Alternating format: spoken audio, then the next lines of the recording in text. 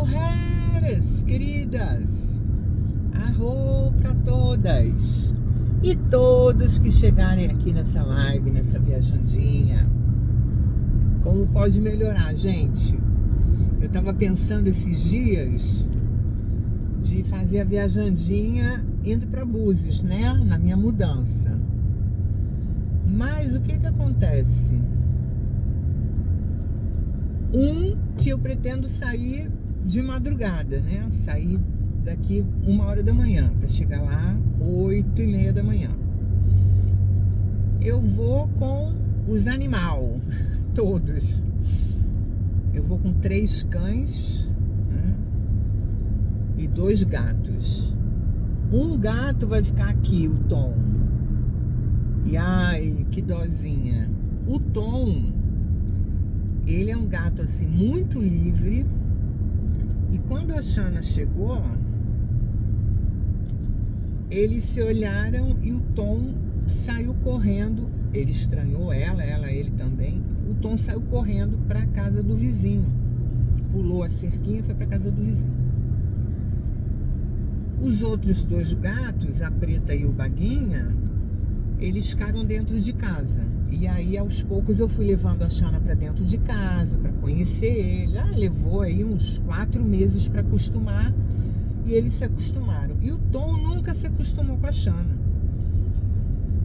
Então, como que passou a ser a rotina do Tom?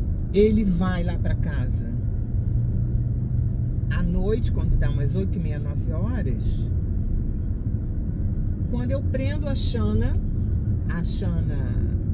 dorme presa dentro de um quarto, né, de um cômodo, para ele poder vir para casa para comer e tudo.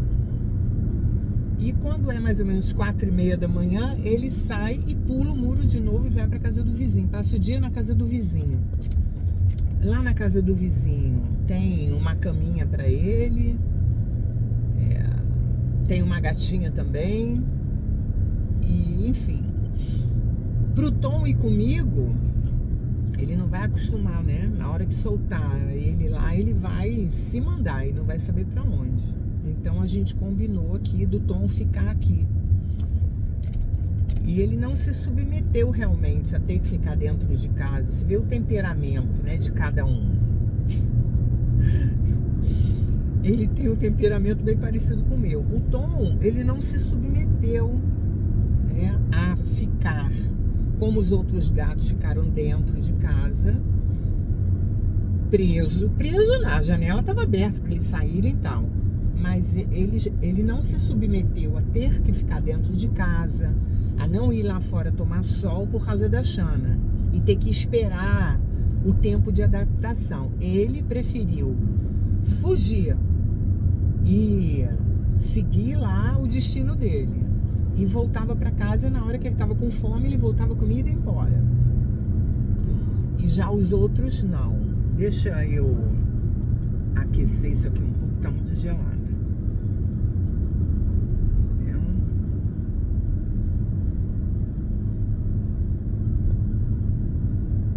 E então eu vou com os cães, a Bebel, a Xana e o Christian. Os 2 gatos, né? E saindo de madrugada, de noite, a câmera não pega a imagem, né? Porque fica muito escuro no carro. E viajar com a lâmpada acesa aqui é ruim para dirigir, e eu tenho que dar prioridade realmente à segurança, né? Na direção. E outra coisa que viajar numa estrada, eu tô aqui, por exemplo, eu tô a 57 quilômetros falando com vocês, sem olhar para a câmera, né? Tô olhando para a estrada, obviamente. Agora, uma viagem de estrada é completamente diferente, que você vai ali a 100, 120. E quando eu fui, teve vezes na estrada que eu olhei, meu carro estava fazendo 146 quilômetros, eu tirava o pé, né? Porque esse aqui, ele anda de um jeito que você nem sente quando vê ele tá voando. E a estrada vazia. Eu prefiro viajar de madrugada. Eu aprendi isso com um amigo meu. E ele me falou assim: Carla, de madrugada só viaja quem sabe dirigir. Quem não sabe dirigir não anda de madrugada na estrada. Tem medo e não anda. Então, quem sabe dirigir, anda de madrugada. E nós fomos viajar, a gente fez uma viagem uma vez. Pra onde que foi? Foi pra Matutu, Minas. E ele falou: Carlinha, eu vou te pegar aí 10 horas da noite. Eu falei: ué, 10 horas da noite, menino? Tá louco? Ele falou: não, vamos viajar. Vamos pegar a estrada de noite, que tá vazia. E é bom de dirigir. E aí eu tive essa primeira experiência. Eu achei fantástico. A partir dali eu passei a viajar de madrugada, né?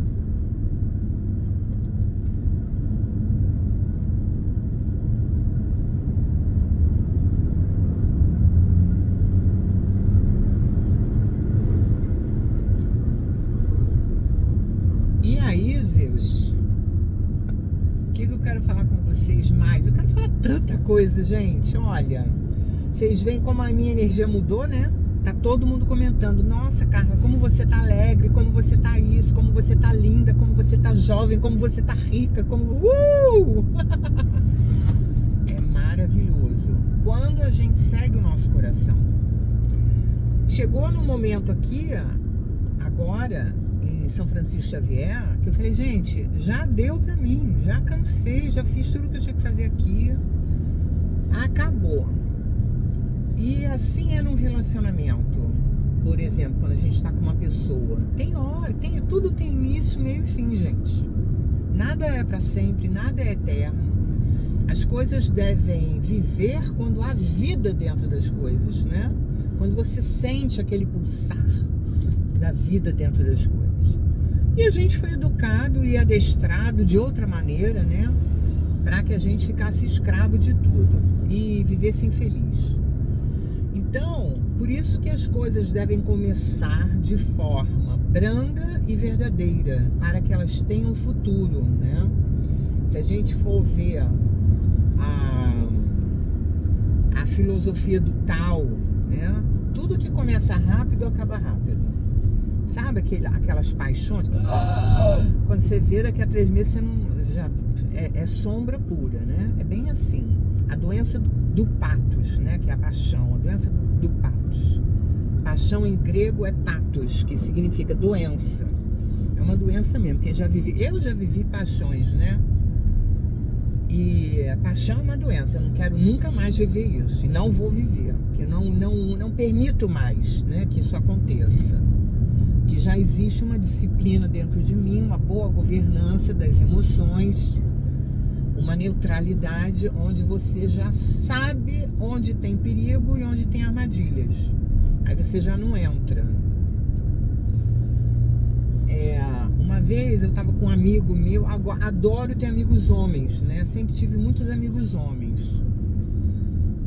E muitos não, poucos, que eu sou de poucos amigos, mas durante a minha existência aqui na minha vida, eu tive vários amigos homens. E uma vez eu estava indo almoçar com um amigo meu e no final ele olhou o açaí que estava na vitrine, assim, né? Aquele apresentado como um sorvete, e ele falou: uau! Eu falei assim: você vai comer? Ele falou: não, que eu não vou despertar o dragão. Né? Daniel, o nome dele, italiano. Passou uns dias lá em casa. Foi maravilhoso. Eu vou falar um pouco dessa experiência que eu tive com o Daniel, que eu chamo de amigo porque foi algo assim tão profundo, né? E eu ainda morava lá no Rio de Janeiro.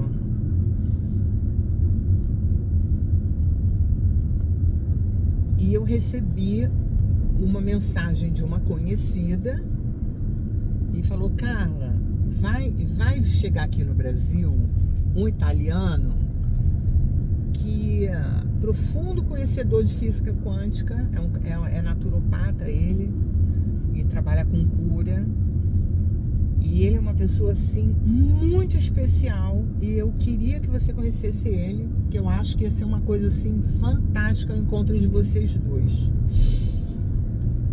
E ela me passou o contato dele, eu falei com ele. E ele falou, olha, eu vou estar vamos almoçar no restaurante tal, lá acho que foi em Copacabana. Foi na zona sul do Rio, não lembro onde. Isso tem muitos anos, tem uns 15 anos atrás ou mais um pouquinho. Aí eu fui lá me encontrar com ele, coisa que normalmente eu não faço. Eu sou muito ermitona, eu sou muito solitude. É ruim de eu sair para me encontrar com as pessoas. As pessoas nem me chamam porque sabem que eu não vou. Então, mas eu fui tomada pelo campo e fui. Cheguei lá, a gente foi almoçar num restaurante Natureba. Maravilhoso, gente. Botafogo. Que restaurante lindo, maravilhoso, agradabilíssimo e tal. E a gente sentou e começou a conversar. Eu, no início da conversa, com um pouco de dificuldade de entender lá o italiano, o português, mas eu me comunico muito não verbalmente, né? Então eu tenho facilidade de me comunicar, de entender o que a pessoa tá comunicando para mim. E aí daqui a 20 minutos a gente já tava dançando aquela comunicação nossa, que era através da voz, da mão, dos olhares e tudo. Daniel muito calmo, aquela feição assim plácida, uns olhos azuis extraordinários, uma coisa linda. E a gente conversou e eu fiquei impressionada com a categoria do Daniel de conhecimentos, né? Não só de conhecimentos, mas a postura dele, me passando calma, gentileza, educação, uma paz profunda. E eu falei, Daniel, você vai ficar aqui no Brasil até quando? Ele falou, olha, no Rio eu vou ficar até daqui a 3 dias. Eu falei, você quer?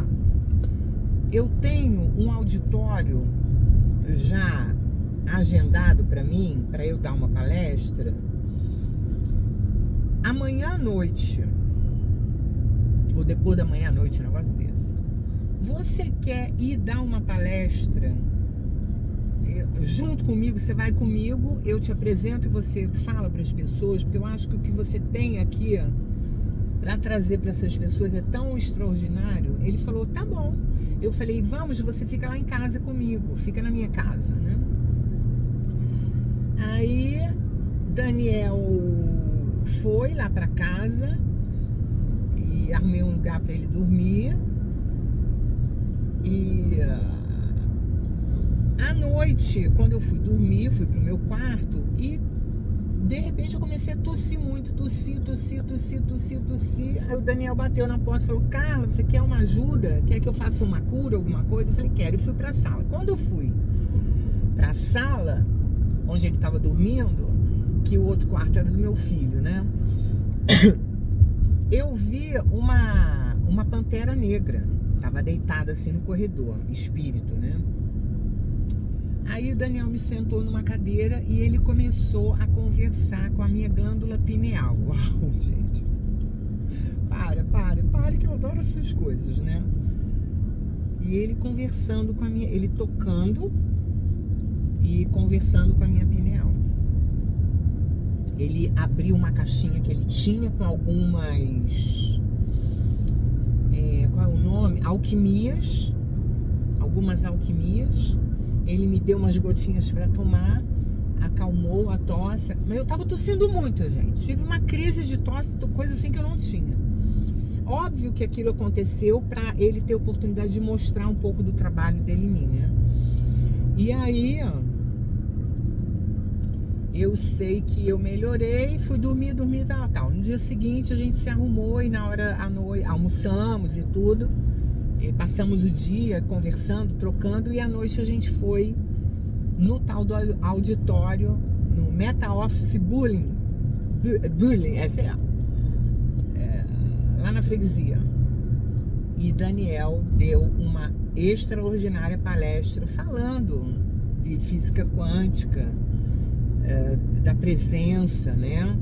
De deixar o eu sou agir através de nós. Quando eu vejo hoje, eu falo, gente, como que eu peguei um homem que eu não conheci, coloquei dentro da minha casa, né? Como que aquilo tudo fluiu com tanta harmonia, com tanta segurança, com tanta... E foi algo assim extraordinário. Aí demos a palestra, foi lá para casa, dormiu de novo e no dia seguinte de manhã coloquei ele no táxi, ele foi para o aeroporto e foi embora. Naquela época eu estava sem carro. E nos vimos só dessa vez. Depois a gente se encontrou, se falou pelo... acho que não tinha WhatsApp nessa época, não. Não tinha WhatsApp, não. A gente se falou pela alguma coisa ali que a gente se falava. E nunca mais vi o Daniel.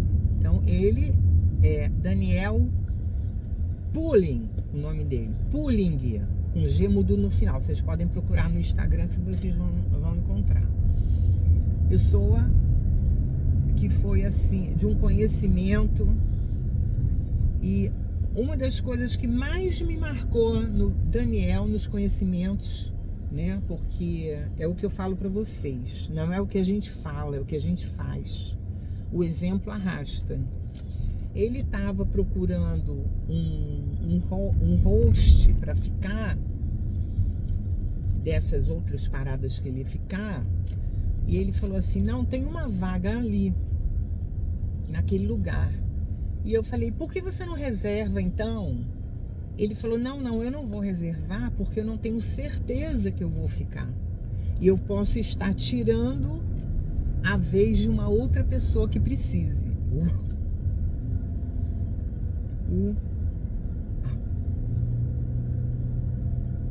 Sem palavras, né? Então, ali eu tive um grande aprendizado com o Daniel, e maior do que qualquer coisa que a gente tenha conversado sobre física quântica, sobre consciência, né? E eu agradeço muito. E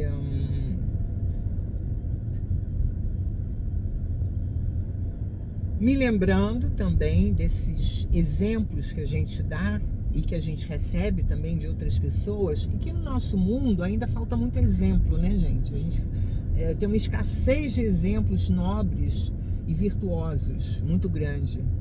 É por isso que nós, que falamos tanto de consciência, nós temos que ser os primeiros a dar exemplos, os primeiros a ser e fazer o que a gente fala, né?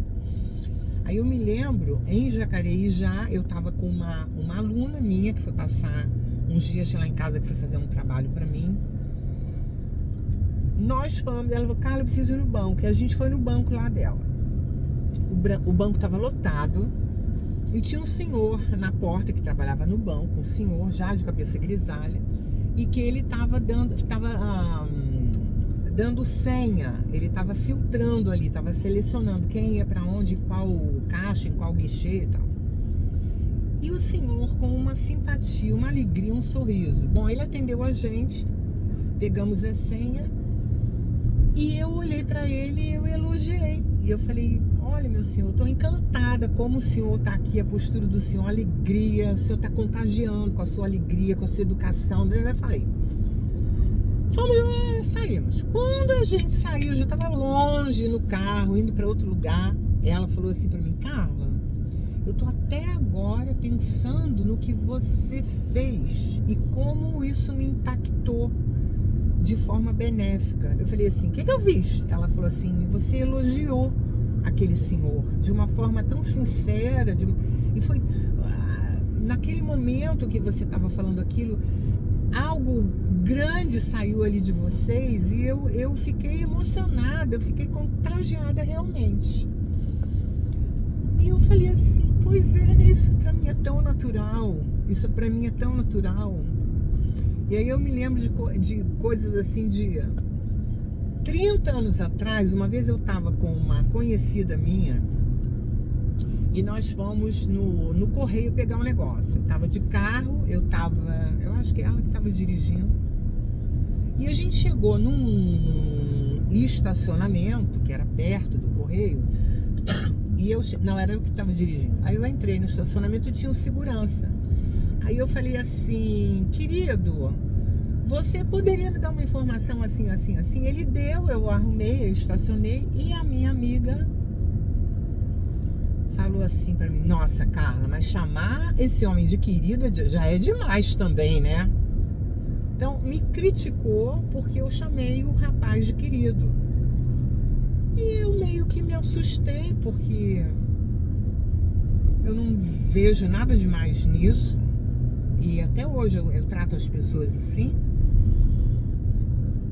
E aquilo me impactou assim de uma forma negativa, sabe? Eu falei, nossa, eu não entendi, mas há 30 anos atrás eu não era a Carla que eu sou hoje, eu não tinha a maturidade que eu tenho hoje, eu não tenho a visão que eu tenho hoje. E há muitos anos eu me questionei sobre isso, né? E na resposta dos meus e-mails, por exemplo, há 10 anos, quando eu respondo e-mails das pessoas que me procuram, eu no final coloco com amor, Carla. Com amor, Carla.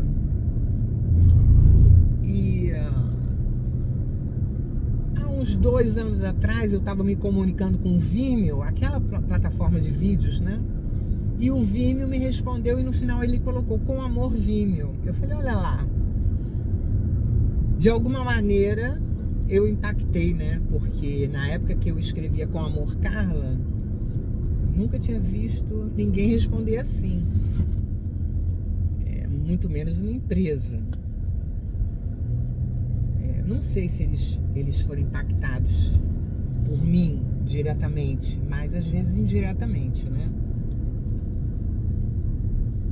E uma vez também um namorado meu não, né? Um namorado que eu tava namorando na época, doutorado em literatura, disse pra mim assim, no seu site tem escrito uma palavra lá, solitude. Cara, essa palavra não existe. Aí eu fiquei tão preocupada, né? Porque eu não tenho faculdade, eu só tenho ensino médio. E ele era doutorado em literatura e falou que a palavra não existe. E aí eu fui no meu site editar e retirar a palavra solitude. Quando eu fui tirar a palavra, o campo me moveu para não tirar aquela palavra dali. Né? E eu deixei ali. Isso tem, gente, 10 anos, tá? Há 10 anos atrás. E tô passando aqui, ó, por umas barreiras que caíram, né? Agora já foi limpo. E um parêntese que a gente está na sexta-feira, na terça-feira, eu mandei uma mensagem para minha massagista, falei com ela se ela podia me fazer uma massagem na terça. Ela falou, não, só posso quarta de manhã. Aí eu fiquei, eu falei, tá bom, quarta de manhã eu vou. E fui. Mas quarta de manhã eu tava querendo fazer essa viagem. E eu não fui porque eu marquei a massagem. Quando eu saí da massagem, fui no mercado e o pessoal falou, não, Carla, não chegou pão porque o pessoal tá preso na estrada. Caíram as barreiras, ninguém passa. Vejam a proteção que eu falo para vocês, né? E da gente seguir o fluxo, seguir o leve. Cheguei na minha massagista, falei para ela, olha, eu tô vindo aqui fazer a última massagem com você, porque eu tô indo embora.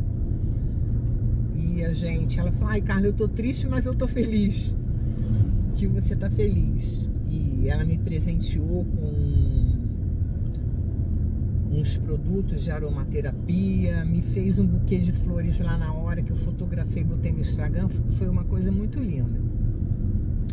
Então vamos voltar lá, na hora que eu tava passando nas barreiras, que eu ia falar de uma coisa que eu já esqueci, obviamente, que foi uma coisa também, da solitude, esqueci nada. Solitude. Aí eu fui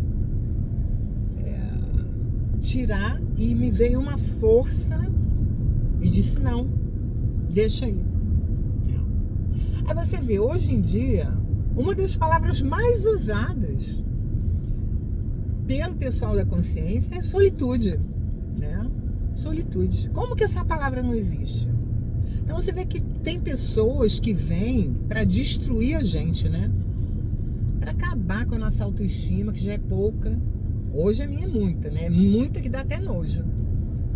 Mas naquela época não. E a gente fica duvidando da gente. Vou contar mais uma aqui, que eu já contei, lá no Voo da Águia. Mas vou começar a contar tudo de novo, né? Porque tem muita gente que não viu. Na época que eu criava canários roller, a gente participava de campeonatos de qualidade e beleza, né? Pra gente trabalhar a genética dos animais, a criação, a beleza, o formato, as cores principalmente. Que o canário roller é um pássaro que ele, naquela época, 20 anos atrás, quando eu parei de criar, nós já tínhamos 180 mutações naturais da cor originária.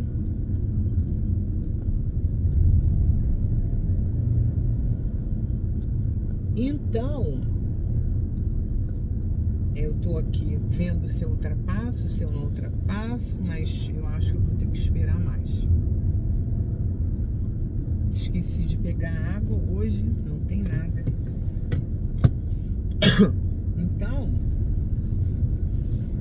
chegou na época de separar os pássaros para o campeonato de beleza, né? De beleza e de qualidade. E a gente pode separar assim, separar o pássaro para ele concorrer no individual, onde ele vai concorrer sozinho com outros também da mesma cor. E pode separar o quarteto, que são 4 pássaros que sejam da mesma cor, muito parecidos, que tenham poucas diferenças entre si.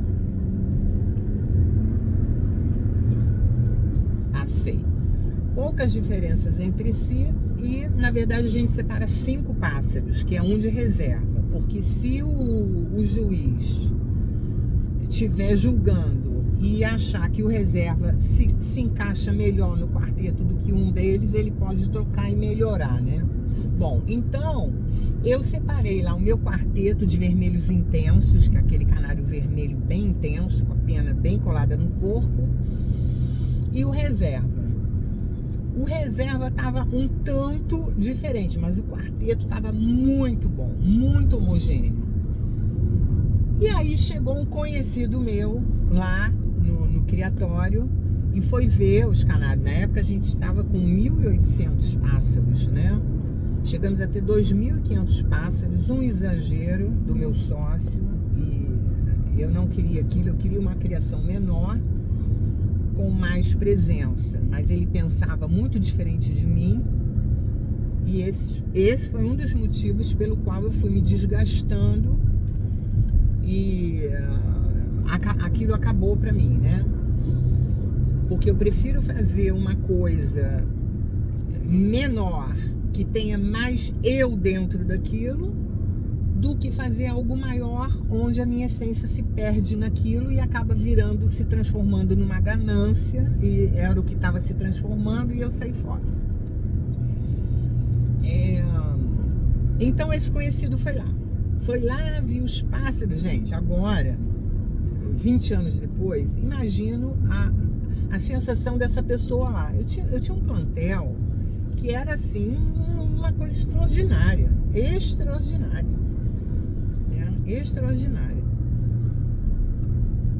E quando ele viu o quarteto, ele olhou pra mim e falou assim: ah, mas isso não é um quarteto, Carla, isso é uma quadrilha, né?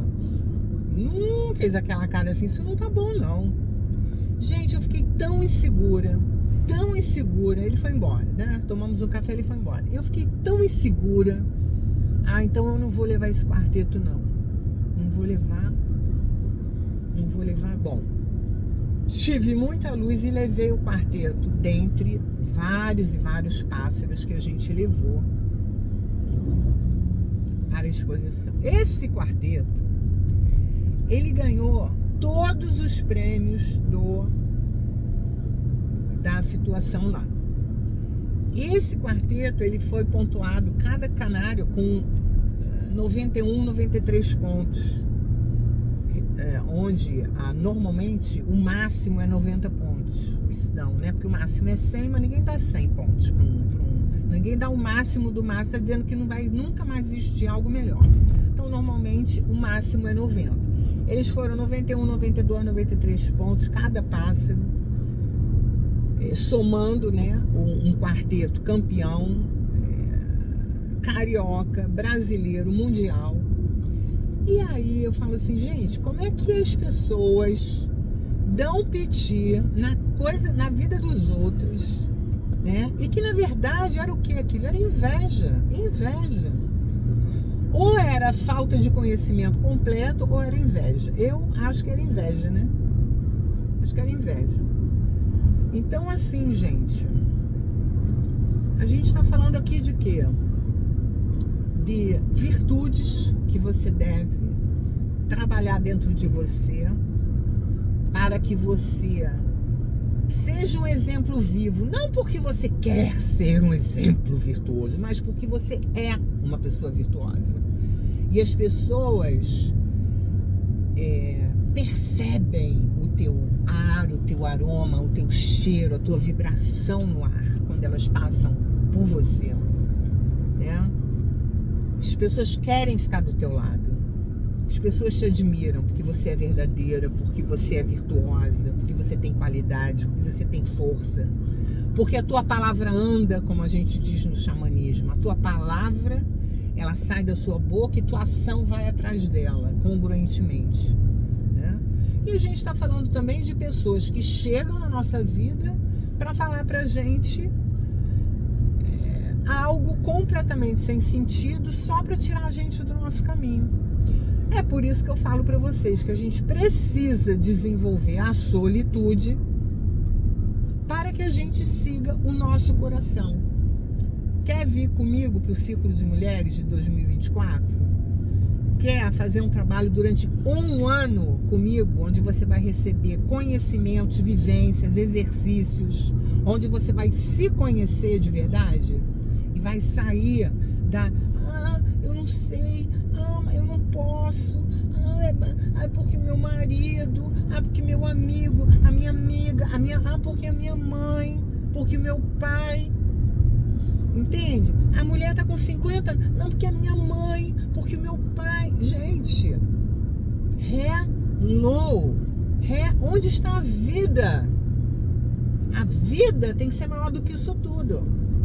A vida tem que ser maior que isso tudo, né? A vida tem que ser maior do que isso tudo. O seu andar para frente, né? Você ser a presença conquistadora. Eu sou a presença conquistadora. Tem que ser maior do que tudo isso. E você precisa resgatar a sua força, a sua autoconfiança, o seu poder. Compreenderam? Então, voltando lá na minha vontade de fazer a viajante, eu pensei até em chamar um amigo meu que tem um drone, bota o drone lá na estrada e a gente vai.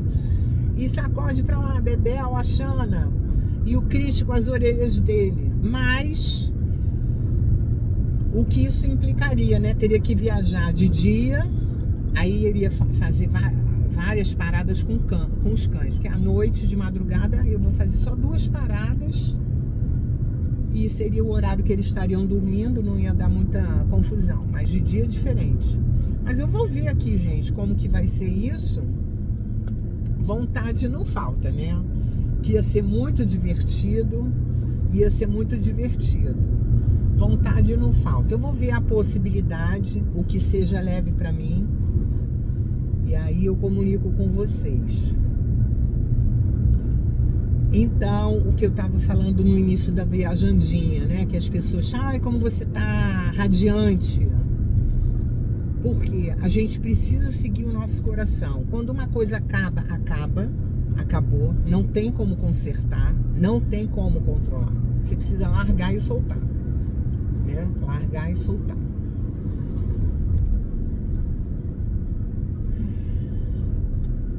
Então a gente falou do lugar onde a gente está, do relacionamento onde a gente está, do trabalho onde a gente está. Então eu criei pássaros durante 20 anos, eu só sabia fazer aquilo. Só sabia fazer aquilo. O meu sócio, depois ele encontrou com um amigo meu e ele falou assim: a Carla vai fazer o quê? A Carla só sabe criar pássaros. Ela chegou ao disparate de comentar com o meu amigo, falou assim: a Carla vai ter que se prostituir, né? Hoje em dia eu falo pra ele que meu puteiro deu certo, deu muito certo o meu puteiro, né? Pois é. A visão que uma pessoa tem de você, achando que você vai ter que se prostituir só porque você não tem estudo, não tem faculdade e só trabalhou com uma coisa durante muitos anos. Chupa essa manga.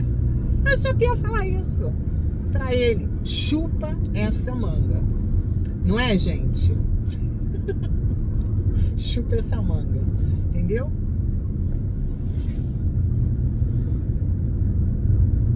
Gente, já me falaram cada coisa. Que se eu desse ouvidos, eu tinha até me matado. Até me matado.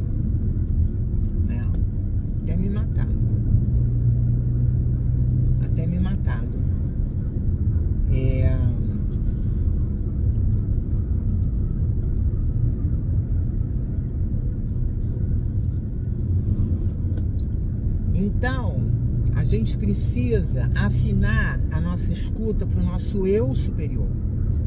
Dali que vai vir a nossa força. E vou finalizar a viajandinha, que hoje eu não quero finalizar, na verdade. Já tô aqui, não quero finalizar, quero falar. Eu falei pra vocês na última live que eu fiz lá em casa, né, no fundo do terreno,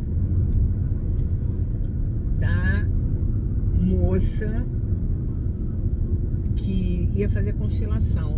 E nós fizemos a constelação dela ontem. E foi uma constelação, mais uma constelação maravilhosa, extraordinária, onde essa moça estava com pena dos pais, né? Pena dos pais. Então, gente, quando a gente tem pena dos pais, se você que tá aí me ouvindo, dentro de você, quando você olha pro seu pai ou pra sua mãe ou pros dois, você fala assim: ai, coitado, poxa, coitado, meu pai teve uma vida tão difícil, ai, coitada da minha mãe, faça constelação familiar, tá? Pra você se colocar no seu lugar e você poder abrir sua vida, expandir sua vida. Então ela estava com pena do pai. O pai tem um histórico de guerra, participou de guerras, a família paterna também. Então aí a gente sabe que tem muita dor, muito sofrimento. E numa constelação familiar tem outras coisas que implicam também. A gente precisa colocar em pertencimento essas pessoas que foram para a guerra, quanto também as pessoas do outro lado que morreram, né?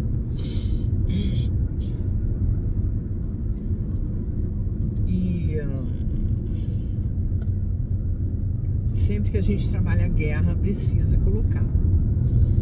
Então a gente trabalhou lindamente e ao final da constelação, ela estava sorrindo, ela falou: Carla, ela queria trabalhar a vida profissional, né? E ela quando estava me explicando, ela falava: Carla, é como se eu quisesse ir para minha vida profissional e tivesse uma pedra no meio. E aí no final da constelação eu falei: agora eu quero que você busque dentro de você aquela pedra que você estava falando.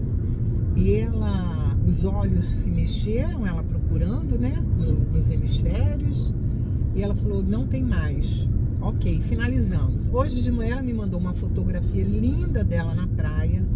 E um áudio lindo também dizendo: Carla, muita gratidão, nunca me senti tão livre, pronta para receber da vida. Então, gente, para a gente ter uma vida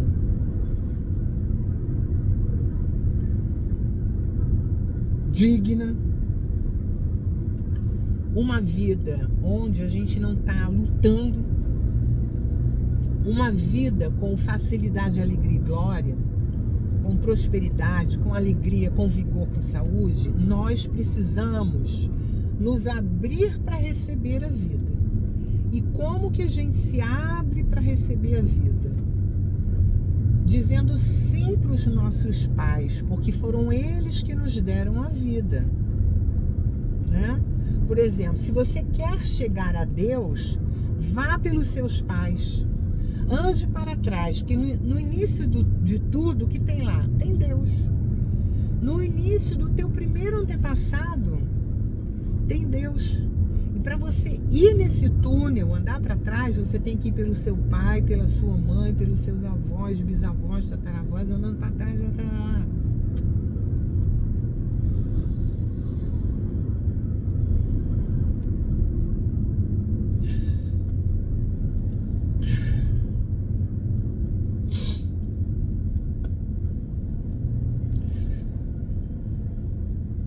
E a gente chega a Deus. E chegar a Deus, gente, é algo assim. Uau! Que força! Que força! Essa força, esse poder, eu quero ter no meu coração. Trabalhar no mundo terra em benefício dos meus irmãos. Essa força, Deus em nós. Eu sou a presença vitoriosa. Eu sou o caminho, a verdade e a vida. Eu sou a alegria. Eu sou a abundância. Eu sou a conquista vitoriosa. Eu sou e governo perfeitamente a minha vida, o meu corpo, os meus assuntos, os meus negócios, o meu dinheiro, a minha saúde. Eu sou. Gente, como pode melhorar, né? Como pode melhorar? Eu quero ver quando eu tiver 90 anos fazendo viajandinha, tiver esses impactos assim divinos, eu vou ter um treco no meio do caminho, né? Pra ter pum! E a morte, né? A morte para mim é algo tão natural, eu posso chamar de divina também, né? Desde criança eu sou assim, não tenho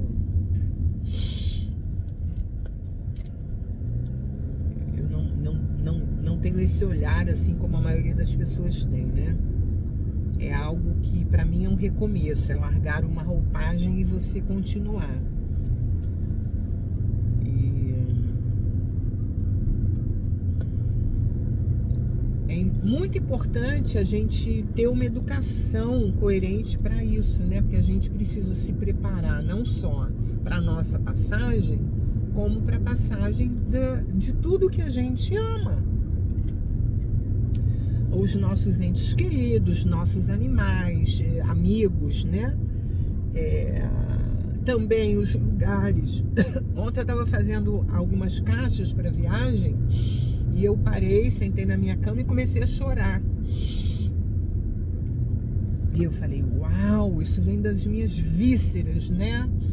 Aquele floral walnut, é você largar o passado. Aí também tem uma dor. De você largar, sabe aquelas entranhas que vão sendo puxadas assim, as vísceras mesmo, né, que vão sendo puxadas energeticamente quando você está deixando um lugar.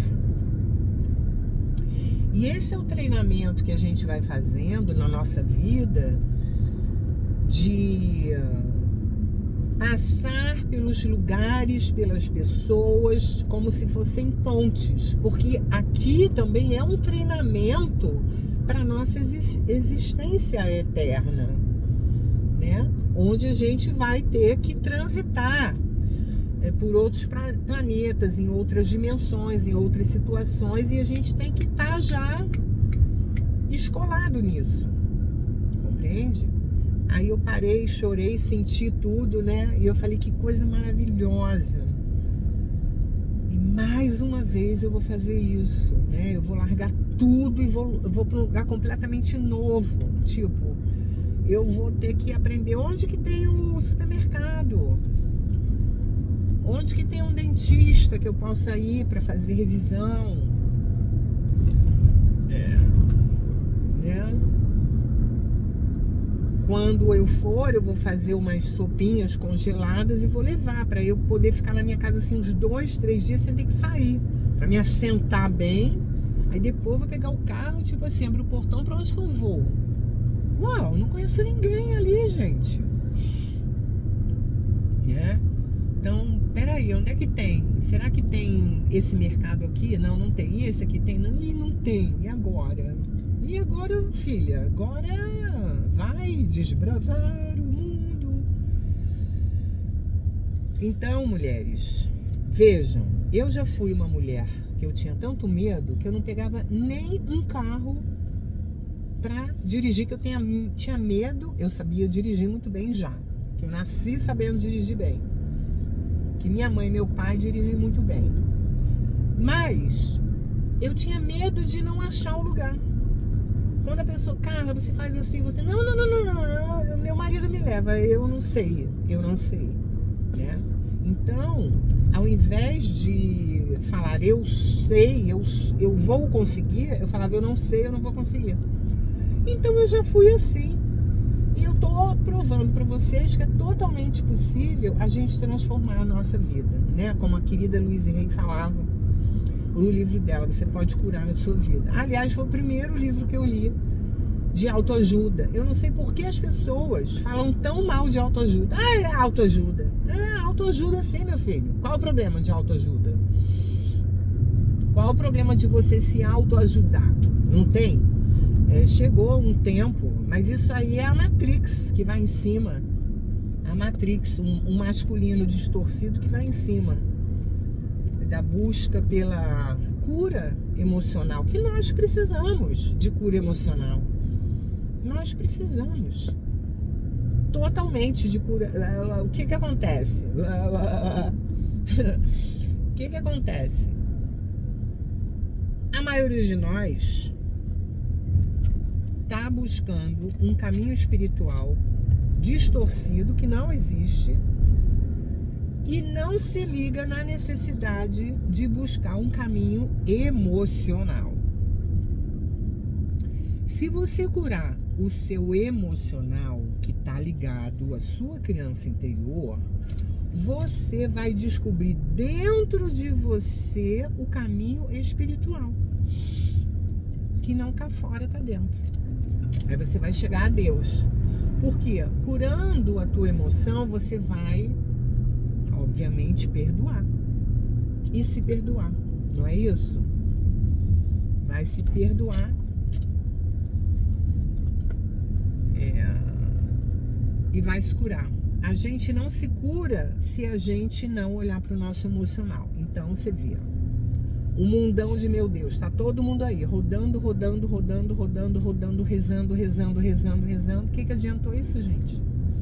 Olha onde que a gente chegou. Olha o caos. Não resolve nada. O que resolve é você olhar para as tuas emoções. Espera aí, deixa eu olhar como que tá o meu coração. Meu coração tá amargurado. Tá amargurado. Meu coração não quer perdoar fulano, não quer perdoar ex-marido, primeiro marido, segundo marido, terceiro marido. Não esqueço aquilo que a fulana me fez no trabalho, assim. Então, adianta alguma coisa você rezar? Não, você tem que perdoar. Você tem que soltar, você tem que compreender. O Bert Hellinger, ele tem uma frase... Gente, eu queria tanto uma água, eu tô igual a sedenta no deserto. O Bert Hellinger, ele tem uma frase, uma das maravilhosas frases dele, né? Que é: quando a gente perdoa, a gente entende que não havia nada para ser perdoado, e sim para ser compreendido. Não é incrível? É incrível. Ai, gente, então é isso. Mulher querida, o meu trabalho é para você. A minha vida, além de ser para mim, é para você. Para que você se inspire, para que você confie no seu eu maior, para qualquer situação que você esteja vivendo hoje. E a gente sabe que muitas mulheres ainda estão em situações de muita escravização. Então eu quero que você saiba que eu vejo você e que você vai conseguir se libertar. É só você querer, é só você cuidar de você, olhar para você com amor, que uma força maior vai vir de dentro de você.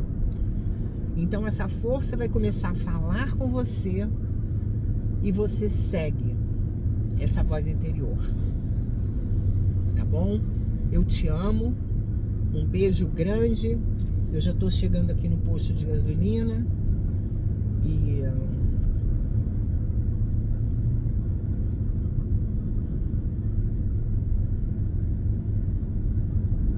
a energia da quaresmeira pra você.